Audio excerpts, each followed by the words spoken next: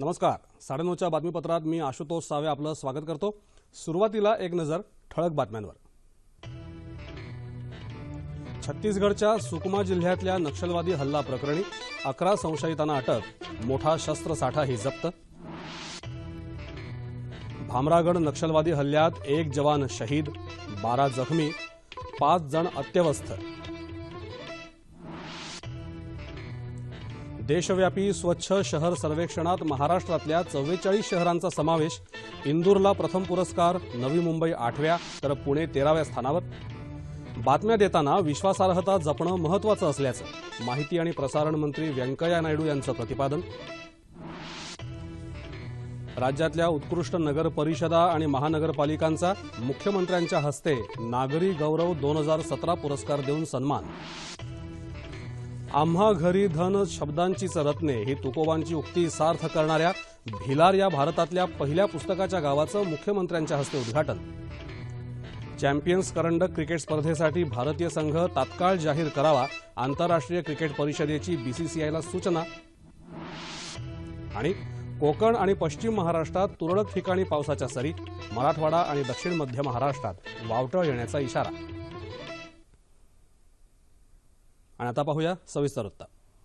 छत्तीसगडमधल्या सुकमा नक्षलवादी हल्ल्याप्रकरणी आज लोहरदगा इथून केंद्रीय राखीव पोलीस दल आणि छत्तीसगड पोलिसांनी 11 संशयितांसह मोठा शस्त्रसाठा ताब्यात घेतला. गेल्या आठवड्यात सुकमा इथं रस्ते निर्मितीच्या कामावर पाहणी करण्यासाठी गेलेल्या केंद्रीय राखीव पोलीस दलाच्या पथकावर नक्षलवाद्यांनी केलेल्या हल्ल्यात 25 जवानांना वीरमरण आलं होतं. या हल्ल्यानंतर केंद्र सरकार आणि छत्तीसगड सरकारनं वेगानं हालचाली करून सुकमा इथं शोध अभियान सुरू केलं होतं. दरम्यान केंद्रीय गृहराज्यमंत्री हंसराज अहिर यांनी आज सुकमा इथं जाऊन तिथल्या सुरक्षेचा आढावा घेतला. नंतर रायपूर इथल्या रुग्णालयात जाऊन या हल्ल्यात जखमी झालेल्या जवानांची भेट घेतली. नक्षलवाद्यांनी गडचिरोली जिल्ह्यातील भामरागड इथं काल संध्याकाळी केलेल्या हल्ल्यात C-60 कमांडो पथकाचा 1 जवान शहीद तर 12 जवान जखमी झाले. जखमींपैकी 5 जणांची प्रकृती चिंताजनक असून त्यांना उपचारांसाठी नागपूरच्या रुग्णालयात दाखल करण्यात आलं आहे. काल दुपारी भामरागड तालुक्यात नक्षलवाद्यांची सुरक्षा दलाशी चकमक झाली होती. ही मोहीम राबवून परत येत असताना भूसुरुंगाचा स्फोट घडवून या पथकाची वाहनं उडवून देण्याचा प्रयत्न नक्षलवाद्यांनी केला. यापैकी एक वाहन भूसुरुंगाच्या स्फोटात उंच उडून उलटलं. हेमलकसा गावापासून 1.5 किलोमीटर अंतरावर हा हल्ला करण्यात आला. सुरेश तेलामी असं शहीद जवानाचं नाव आहे. ते भामरागड तालुक्यातील कृष्णार या गावाचे रहिवासी होते.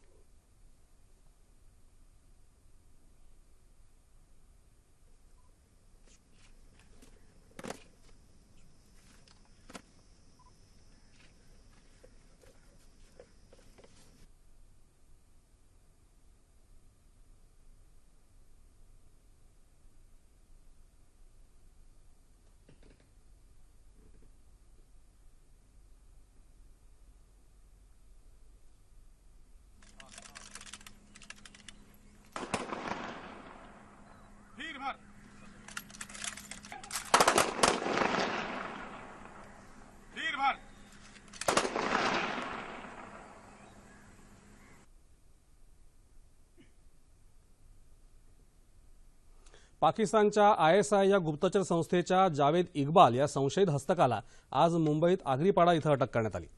काल रात्री मुंबईतल्या मशीद बंदर भागातून अल्ताफ कुरेशीला अटक करण्यात आली होती. उत्तर प्रदेश आणि महाराष्ट्राच्या ATS अर्थात दहशतवाद प्रतिबंधक पथकानं संयुक्तपणे ही कारवाई केली अशी माहिती पोलिसांनी दिली आहे. काल उत्तर प्रदेशात फैजाबादमधून आफताब अली नावाच्या संशयितालाही उत्तर प्रदेश ATSनं अटक केली होती. मुंबईत अटक करण्यात आलेल्या अल्ताफ कुरेशीकडून पोलिसांनी 70 लाख रुपयांची रोख रक्कम जप्त केली आहे. भारत आणि पाकिस्तान यांच्यातल्या वाढत्या तणावाच्या पार्श्वभूमीवर पाकिस्ताननं 30 भारतीय मच्छीमारांना अटक केली आहे. गुजरातच्या किनारपट्टीजवळ सागरी सीमेवर आपल्या हद्दीत शिरल्याचा दावा करत पाकिस्ताननं ही कारवाई केली. यामुळे यावर्षी पाकिस्ताननं ताब्यात घेतलेल्या मच्छीमारांची संख्या 304 वर पोहोचली आहे. 5 बोटींमधल्या भारतीय मच्छीमारांना ताब्यात घेतल्यावर त्यांना पुढील कायदेशीर कारवाईसाठी पोलिसांच्या ताब्यात देण्यात आलं. स्वच्छता अभियान आता जन आंदोलन बनलं आहे. त्यामुळे 2019 पर्यंत संपूर्ण भारत स्वच्छ करण्याचा संकल्प नक्कीच पूर्ण होईल असा विश्वास केंद्रीय नगरविकास मंत्री व्यंकय्या नायडू यांनी आज नवी दिल्लीत व्यक्त केला. स्वच्छता सर्वेक्षण 2017चे पुरस्कार नायडू यांच्या हस्ते आज वितरित करण्यात आले, त्यावेळी ते बोलत होते। स्वच्छ शहरांमध्ये इंदूर प्रथम, भोपाळ दुसऱ्या तर विशाखापट्टणम हे शहर तिसऱ्या क्रमांकावर आहे। नवी मुंबई 8व्या तर पुणे शहराला 13वं स्थान मिळालं आहे। स्वच्छ शहर सर्वेक्षणात 37 लाख नागरिक आणि 434 शहरांचा समावेश करण्यात आला होता। देशभरातल्या 80% लोकांनी स्वच्छतेमध्ये सुधारणा झाल्याचं मान्य केलं आहे, असंही नायडू यांनी यावेळी सांगितलं। देशातल्या 434 स्वच्छ शहरांमध्ये राज्याच्या 44 शहरांची नावं झळकली आहेत। यात जिल्ह्यांच्या ठिकाणांखेरीज शिर्डी, पिंपरी चिंचवड, कल्याण डोंबिवली, अंबरनाथ, उल्हासनगर, कुळगाव, बदलापूर, मीरा भाईंदर, इचलकरंजी, पनवेल, वाघला, मालेगाव, बार्शी, हिंगणघाट आदी शहरांचा समावेश आहे। या यशाबद्दल नवी मुंबई परिसरातल्या नागरिकांनी दूरदर्शनकडे प्रतिक्रिया व्यक्त केली। यहाँ पे और बहुत कुछ है जो हम लोग कर सकते हैं स्वच्छता के हिसाब से जी, और इस सब का हम यहाँ के रहवासियों को बहुत फ़ायदा हो सकता है। तो थोड़ा सा और मेहनत करेंगे तो हम ज़रूर इंडिया में ही नहीं पूरे दुनिया में स्वच्छता के मामले में सबसे पहले नंबर पे आ सकते हैं। जी, एवढी आमच्या मुंबईमध्ये स्वच्छता आहे। अच्छा, नवीन मुंबईत स्वच्छता बाबतीत चांगलं आहे। तर आम्ही खुश राहायलाच पाहिजे। तर ह्याच्यात आणखी प्रगती झाली पाहिजे, आमचा नंबर 1-2 मध्ये आला पाहिजे अशी आमची अपेक्षा आहे। हे आम्ही सगळ्या लोकांनी प्रयत्न केला पाहिजे। वृत्तांकन करताना विश्वासार्हता जपण्याची आवश्यकता असल्याचं प्रतिपादन केंद्रीय माहिती आणि प्रसारण मंत्री व्यंकय्या नायडू यांनी आज नवी दिल्लीत केलं। दूरसंचार नियामक प्राधिकरणाच्या 20व्या वार्षिक समारंभात ते बोलत होते। सत्य माहिती दडवून विपरीत गोष्टी घाईगडबडीनं प्रक्षेपित करण्याचा मोह माध्यमांना होतो। अशा वेळी बातमीची सत्यता पडताळून पाहिली जात नाही, याबद्दल नायडू यांनी खेद व्यक्त केला। पंतप्रधान नरेंद्र मोदी यांच्या मन की बातमुळे नभोवाणीला देशाच्या कानाकोपऱ्यातून श्रोते मिळाले आहेत, असंही नायडू यांनी नमूद केलं। गुजरातमध्ये घडलेल्या बिल्किस बानो बलात्कार आणि हत्या प्रकरणातल्या 11 दोषींची जन्मठेपेची शिक्षा मुंबई उच्च न्यायालयानं कायम ठेवली आहे। तसंच या प्रकरणात पुरावे नष्ट करण्याचा प्रयत्न केल्याच्या आरोपातून डॉक्टर आणि पोलीस यांच्यासह 6 जणांना मुक्त करण्याचा निर्णयही रद्दबातल ठरवला आहे। गोधरा इथं झालेल्या दंगलीनंतर बिल्किस बानो या महिलेवर सामूहिक बलात्कार केल्याप्रकरणी आणि तिच्या कुटुंबातल्या 7 जणांची हत्या केल्याप्रकरणी मुंबईच्या विशेष न्यायालयानं 21 जानेवारी 2008 रोजी या प्रकरणातल्या दोषींना जन्मठेपेची शिक्षा सुनावली होती। या प्रकरणातल्या दोषींनी त्यांना सुनावलेल्या शिक्षेच्या विरोधात उच्च न्यायालयात याचिका दाखल केली होती। न्यायालयानं त्यांची ही याचिका फेटाळली। राज्यातल्या उत्कृष्ट नगरपरिषदा आणि नगरपालिकांना मुख्यमंत्री देवेंद्र फडणवीस यांच्या हस्ते विशेष पुरस्कारांचं पहिल्या नगरविकास दिनानिमित्त आज मुंबईत वितरण करण्यात आलं।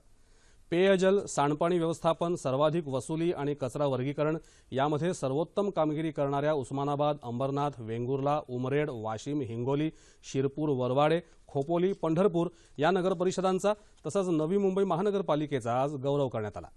राज्यातल्या नगरपरिषद प्रशासनासाठी वेब पोर्टल तयार करण्यात येणार असून त्याच्या माध्यमातून सर्व प्रशासकीय कामकाज सुलभतेनं करता येणार आहे। तसंच नागरिकांना सेवा हमी कायद्याअंतर्गत विविध सेवा मिळू शकणार आहेत, असं यावेळी मुख्यमंत्र्यांनी स्पष्ट केलं।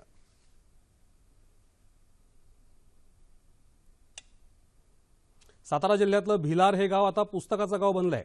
भारतातल्या पहिल्या पुस्तकाच्या या गावाचं उद्घाटन आज मुख्यमंत्री देवेंद्र फडणवीस यांच्या हस्ते झालं।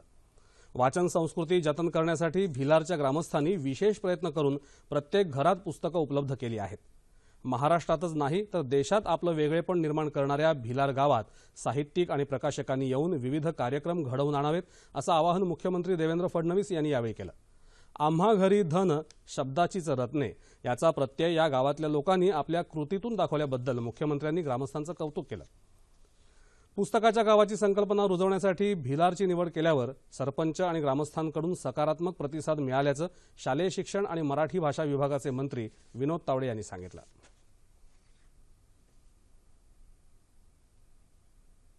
सरकारी नोकऱ्या आणि शिक्षण संस्थांमध्ये मराठा समाजाला 16% आरक्षण देण्याविषयी राज्य सरकारनं केलेल्या कायद्यावरची स्थगिती मुंबई उच्च न्यायालयानं आज 6 महिन्यांनी वाढवली। मुख्य न्यायमूर्ती मंजुळा चेल्लूर आणि न्यायमूर्ती जी.एस. कुलकर्णी यांच्या खंडपीठानं आधीची स्थगिती संपण्याच्या दिवशी आज हा निर्णय दिला। मराठा समाजाच्या आर्थिक आणि सामाजिक स्थितीबद्दलची आकडेवारी आणि माहिती राज्य मागासवर्ग आयोगाकडे सोपवायलाही खंडपीठानं आज राज्य सरकारला परवानगी दिली।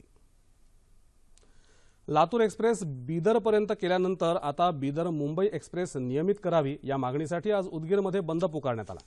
रेल्वे संघर्ष समिती आणि रेल्वे समितीच्या पुढाकारानं पुकारलेल्या या बंदला चांगला प्रतिसाद मिळाला। बंद काळात सर्वपक्षीय नेत्यांनी उपजिल्हाधिकाऱ्यांना आपल्या मागण्यांचं निवेदन सादर केलं। बीदर मुंबई गाडी सध्या आठवड्यातून 3 दिवस धावते। या भागातल्या जनतेच्या सोयीसाठी ही गाडी नियमित करावी। बीदर यशवंतपूर आणि बीदर हैदराबाद या दोन्ही रेल्वे मार्गांचा लातूरपर्यंत विस्तार करावा अशा मागण्या यावेळी करण्यात आल्या। शेतकऱ्यांचा सातबारा कोरा करण्यासाठी येत्या 22 मे रोजी पुण्याहून मुंबईच्या राजभवनापर्यंत पदयात्रा काढण्याची घोषणा स्वाभिमानी शेतकरी संघटनेचे राष्ट्रीय अध्यक्ष राजू शेट्टी यांनी आज कोल्हापुरात केली। सातबारा कोरा करावा, संपूर्ण कर्जमाफी करावी, ऊसाचा दुसरा हप्ता प्रतिटन 500 रुपये मिळावा आदी मागण्यांसाठी संघटनेनं जिल्हाधिकारी कार्यालयावर काढलेल्या मोर्चाच्या वेळी ते बोलत होते। सूक्ष्म वित्त कंपन्यांच्या संकटातून महिलांना वाचवावं, स्वामीनाथन समितीच्या शिफारसीनुसार 1.5 पट हमीभाव द्यावा, 60 वर्षापुढील शेतकऱ्यांना पेन्शन द्यावी या मागण्याही यावेळी करण्यात आल्या। पणन राज्यमंत्री सदाभाऊ खोत यांनीही या मोर्चानंतरच्या सभेत भाग घेतला। 1.5 पट हमीभाव देण्याचं आश्वासन दिलेलं होतं, ते आश्वासन अद्याप पाळलेलं नाही। त्याची ताबडतोब अंमलबजावणी व्हावी आणि ऊसाला दुसरा हप्ता 500 रुपये मिळावा ही आमची तिसरी मागणी आहे। आणि या मागण्या मान्य होईपर्यंत आमचा रस्त्यावरचा लढा हा चालू होणार आहे। ताश्कंद इथं सुरू असलेल्या आशियाई मुष्टियुद्ध अजिंक्यपद स्पर्धेत भारताच्या 4 मुष्टियोद्ध्यांनी विविध वजनी गटात उपांत्य फेरीत धडक मारली आहे। त्यामुळे पदक निश्चितीबरोबरच जागतिक अजिंक्यपद स्पर्धेसाठीही ते पात्र ठरले आहेत। 91 किलो वजनी गटात सुमित सांगवान, शिवा थापा आणि विकास कृष्णन यांनी तर 49 किलो वजनी गटात अमित फांगलनं बाजी मारत उपांत्य फेरी गाठली। मात्र 56 किलो वजनी गटात गौरव बिधुरीला पराभवाचा धक्का बसला। चॅम्पियन्स करंडक क्रिकेट स्पर्धेसाठी बीसीसीआय अर्थात भारतीय क्रिकेट नियामक मंडळानं भारतीय संघ तात्काळ जाहीर करावा अशी सूचना आयसीसी अर्थात आंतरराष्ट्रीय क्रिकेट परिषदेनं केली आहे। आयसीसीच्या प्रशासकीय समितीनं तशा आशयाचं खरमरीत पत्र बीसीसीआयला पाठवलं आहे। आयसीसी राबवणार असलेल्या नव्या प्रशासकीय आणि महसूल विषयक धोरणांमुळे आयसीसीच्या एकूण वार्षिक कमाईतला बीसीसीआयचा वाटा कमी होणार आहे। त्यामुळे बीसीसीआयचा या नव्या धोरणांना विरोध असून त्याच कारणास्तव चॅम्पियन्स करंडकासाठी भारतीय संघ जाहीर करायला बीसीसीआय टाळाटाळ करत असल्याचा आयसीसीचा दावा आहे। 25 एप्रिल ही संघ जाहीर करण्याची अंतिम मुदत उलटून गेल्यानंतरही बीसीसीआयनं अद्याप भारतीय संघ जाहीर केला नाही। अनेकदा संवाद साधूनही बीसीसीआय प्रतिसाद देत नसल्यामुळे आता हे पत्र पाठवलं आहे असं आयसीसीच्या सूत्रांनी स्पष्ट केलं। फिफा अर्थात जागतिक फुटबॉल महासंघानं आज जाहीर केलेल्या क्रमवारीत भारतीय फुटबॉल संघानं पहिल्या 100त स्थान पटकावलंय। तब्बल 21 वर्षांनंतर आणि स्वातंत्र्यानंतर 6व्यांदा भारतीय फुटबॉल संघाला हे यश मिळालं आहे।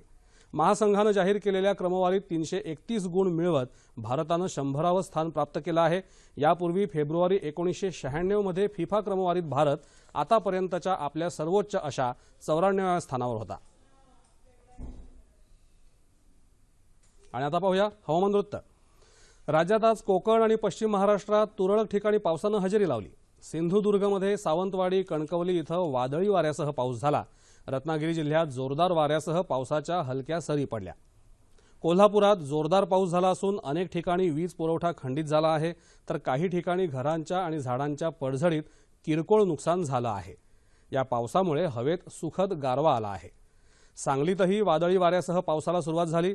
जोरदार वाऱ्यामुळे अनेक ठिकाणी घरांची आणि झाडांची पडझड झाली आहे, तर काही ठिकाणी गारांसह पाऊस पडत असल्याचं वृत्त आहे। येत्या 2 दिवसात दक्षिण मध्य महाराष्ट्र, मराठवाडा आणि विदर्भात तुरळक ठिकाणी गडगडाटासह वावटळ येण्याचा इशारा हवामान विभागानं दिला आहे। तापमान अंश सेल्सिअसमध्ये मुंबई कमाल 34, किमान 24, नागपूर 42-22, पुणे 40-25, औरंगाबाद 41-25, नाशिक 41-22, कोल्हापूर 36-22, रत्नागिरी 33-27, सोलापूर 40-21 आणि अमरावती कमाल उपलब्ध नाही, किमान 27 अंश सेल्सिअस। शेवटी ठळक बातम्या पुन्हा एकदा।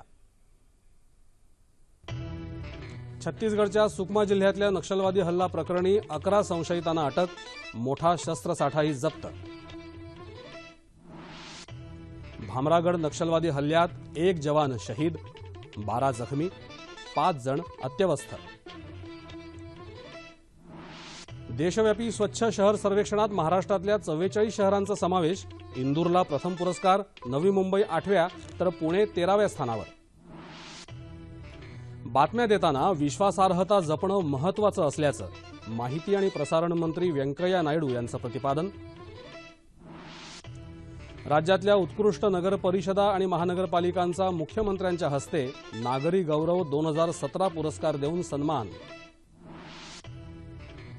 आम्हा घरी धन शब्दांचीच रत्ने ही तुकोबांची उक्ती सार्थ करणाऱ्या भिलार या भारतातल्या पहिल्या पुस्तकाच्या गावाचं मुख्यमंत्र्यांच्या हस्ते आज उद्घाटन.